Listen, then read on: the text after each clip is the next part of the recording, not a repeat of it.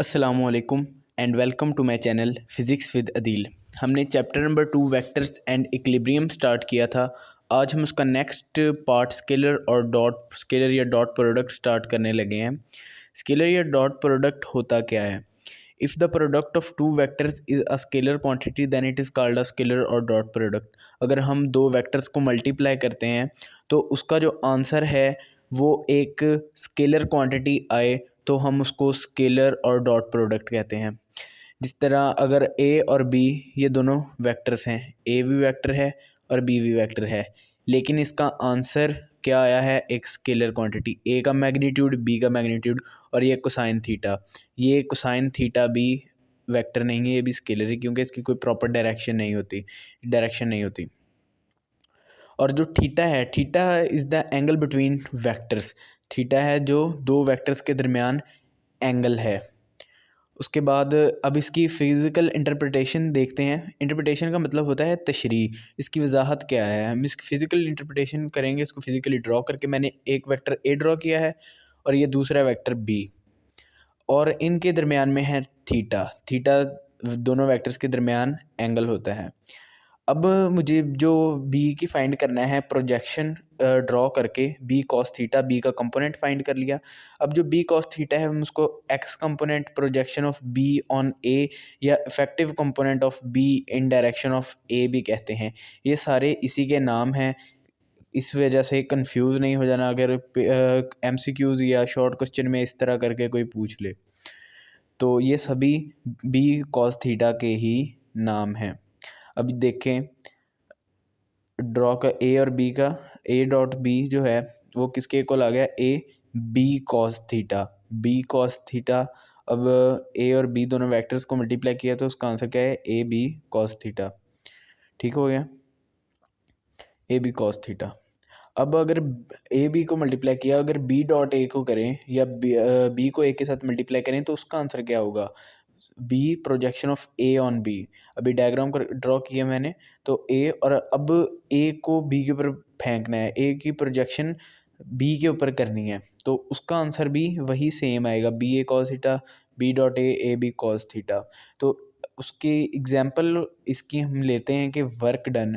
Work done is the example of dot product. Work done जो है वो dot product की एग्जाम्पल है। कैसे?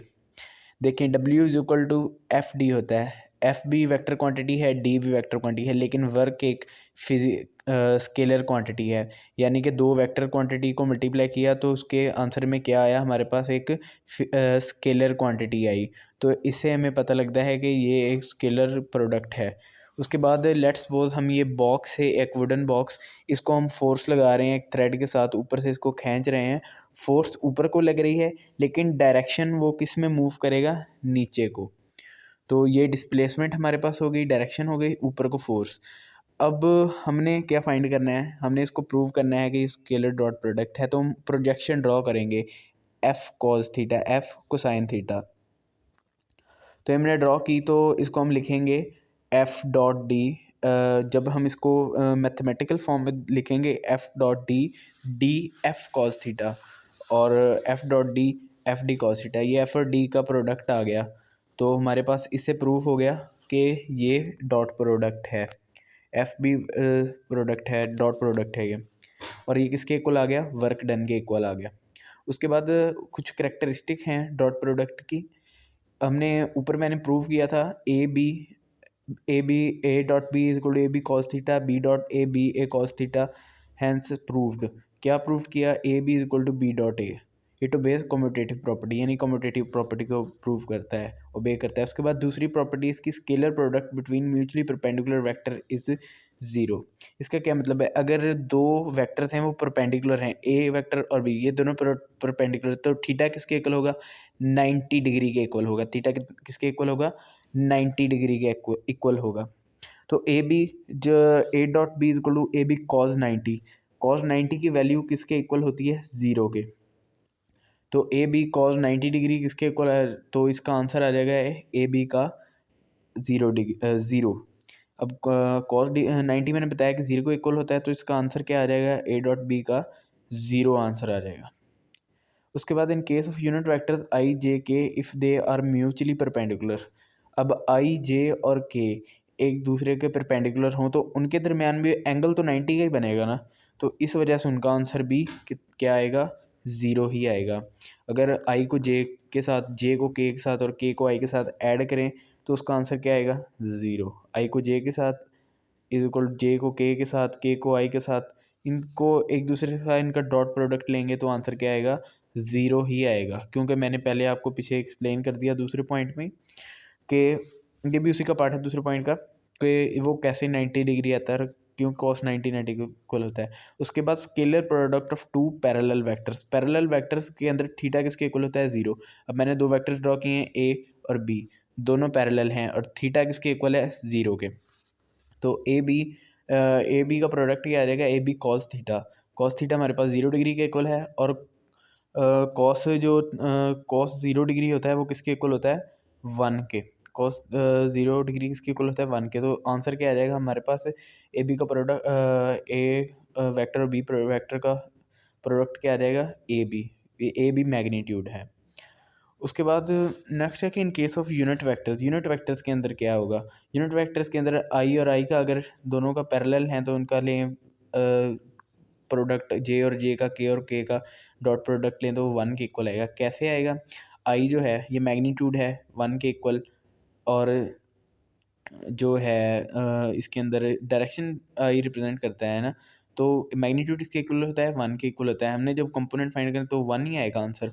ए बी कॉस थीटा ए किसके इक्वल आ गया, 1 के, क्योंकि उसका हमने मैग्नीट्यूड होगा तो मैग्नीट्यूड 1 होता है। बी का मैग्नीट्यूड क्या होगा, 1 होगा।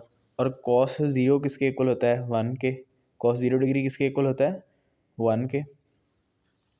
तो ये भी 1, ये कॉस 0 डिग्री लिखा है इधर हमने, 1 मल्टीप्लाई 1 मल्टीप्लाई 1, तो किसके इक्वल आ गया, 1 के। तो इससे प्रूव हमने किया कि यूनिट वेक्टर्स में जब वो पैरेलल हो तो आंसर 1 ही आता है। उसके बाद है इन case of anti parallel vectors. अब जब वेक्टर्स एंटी पैरेलल होंगे तो उनके दरमियान थीटा किसके इक्वल होगा, 180 के। और ए और बी मैंने दो वेक्टर ड्रॉ किए हैं और एंटी पैरेलल, तो उनके दरमियान के थीटा 180 है। अब जो है कॉस 180 की वैल्यू होती है -1, तो इससे क्या होगा कि इनका जो मैग्नीट्यूड है वो भी माइनस में आ जाएगा। ए डॉट बी का प्रोडक्ट जो है वो के इक्वल आ जाएगा माइनस ए बी, जो मैग्नीट्यूड है माइनस ए बी के इक्वल आएगा। उसके बाद है कि जब एक वेक्टर का सेल्फ प्रोडक्ट लिया जाए, वो पैरेलल होंगे, वही पीछे वाला केस ही कि वो दोनों पैरेलल होंगे और थीटा किसके इक्वल होगा, 0 डिग्री के। थीटा 0 के इक्वल होगा। तो अगर उन दोनों को ले हम मल्टीप्लाई करें, उनका प्रोडक्ट लें, तो A cos theta cos 0 degree, cos 0 degree किसके इक्वल होता है, 1 के। तो ये क्या आ जाएगा, उसका स्केयर आ जाएगा मैग्नीट्यूड का। Scalar product of a vector A and be in term of rectangular components. कि सपोज हमारे पास स्पेस कंपोनेंट, स्पेस जो है कोऑर्डिनेट है, 3 डायमेंशनल कोऑर्डिनेट भी जिसको हम कहते हैं। तो ए बी हम कैसे लेंगे, ए एक्स आई, उसके कंपोनेंट्स बना लेंगे आगे, ए एक्स आई, ए वाई जे, ए जेड के, बी एक्स आई, बी वाई जे और बी जेड के। और जब हम इन दोनों को आपस में मल्टीप्लाई करेंगे तो उनका आंसर क्या आ जाएगा, ए बी को मल्टीप्लाई करेंगे तो हमने इसको जैसे अलजबरा में मल्टीप्लाई करते हैं, ए एक्स आई को पहले बी एक्स आई के साथ करना है, फिर ए एक्स आई को बी वाई जे के साथ, फिर ए एक्स आई को बी जेड के साथ, फिर इसी तरह ए वाई जे को तीनों के साथ करना है, फिर ए जेड के को आगे तीनों के साथ मल्टीप्लाई करना है। तो इसका आंसर क्या आ जाएगा, ए एक्स बी एक्स प्लस ए वाई बी वाई प्लस ए जी बी जी। तो जब इन दोनों को लेंगे हम प्रोडक्ट तो वो किसके इक्वल आ जाएगा, ए एक्स बी एक्स प्लस ए वाई और बी जे। अब हमने पीछे पढ़ा था कि ए बी जो होते हैं, ए बी का product A B cos theta के इक्वल होता है। तो हमने ए बी की जगह ऊपर वाली वैल्यू हम नीचे लिख देंगे, पुट कर देंगे A X B X, A Y B Y, A Z B Z, A dot B जो है। तो अब हम ए बी को नीचे डिवाइड कर देंगे तो हमारे पास एंगल फाइंड करने के लिए, कॉस कोसाइन थीटा का एंगल फाइंड करने के लिए हमारे पास एक फार्मूला बन गया। कोसाइन थीटा का एंगल फाइंड करने के लिए एक फार्मूला बन गया। तो यहाँ तक ये हमारा लॉन्ग ख़त्म हो जाता है। लॉन्ग हमारा ख़त्म हुआ। वीडियो अच्छी लगी हो तो लाइक और सब्सक्राइब ज़रूर करें।